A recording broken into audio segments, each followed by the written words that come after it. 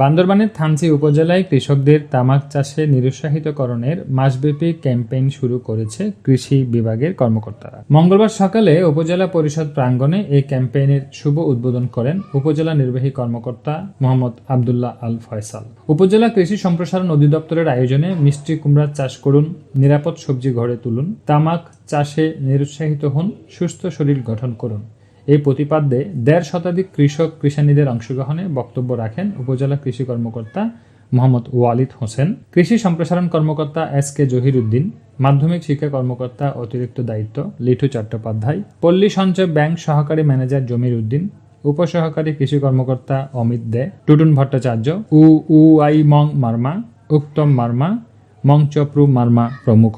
বক্তারা বলেন, তামাক চাষে নিরুৎসাহিত হন এবং কৃষি ভর্তুকি গ্রহণ করুন। বাংলাদেশের মতো দেশে যেখানে অনেক কৃষক তাদের জীবিকার জন্য তামাক চাষের উপর নির্ভরশীল, এই সমস্যার সমাধান রিকোয়াইজ একটি সুষম ও পর্যায়ক্রমিক কৌশল। তামাক ব্যবহার দেশের জনগণের স্বাস্থ্যের উপর মারাত্মক প্রভাব ফেলে, যা অকাল মৃত্যু, ক্যান্সার, হৃদরোগ ও শ্বাসকষ্টের মতো ঘটনা ঘটায়। তামাক চাষে মাটির উর্বরতা নষ্ট হয়, ব্যাপক কীটনাশক ব্যবহার হয় এবং বন উজাড় হয়। তামাক শুকানোর জন্য জ্বালানি কাঠের প্রয়োজন হয়। তামাক চাষে খরচ বেশি, মূল্য স্থির এবং কৃষকরা প্রায়শই ক্রেতা কোম্পানির কাছে ঋণের জালে আটকা পড়েন। তামাক চাষের জন্য ব্যবহারযোগ্য উর্বর জমি যদি বিকল্প ফসলের জন্য ব্যবহার করা হয়, তাহলে দেশের খাদ্য উৎপাদন বাড়ানো যায়। বক্তারা আরো বলেন, তামাক চাষ বন্ধ করলেই সমস্যার সমাধান হয় না, কারণ কৃষকদের বিকল্প আয়ের উৎস প্রয়োজন। এখানেই কৃষি ভর্তুকির ভূমিকা অত্যন্ত গুরুত্বপূর্ণ। তামাকের বিকল্প হিসেবে যেসব ফসলের চাহিদা ও বাজার মূল্য ভালো,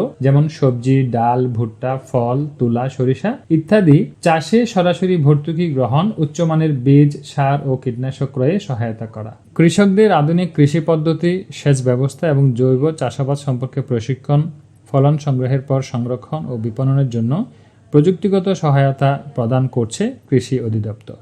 তামাক চাষ থেকে সরে আসা কৃষকদের জন্য সহজ শর্তে কৃষি ঋণ প্রদান করা হচ্ছে।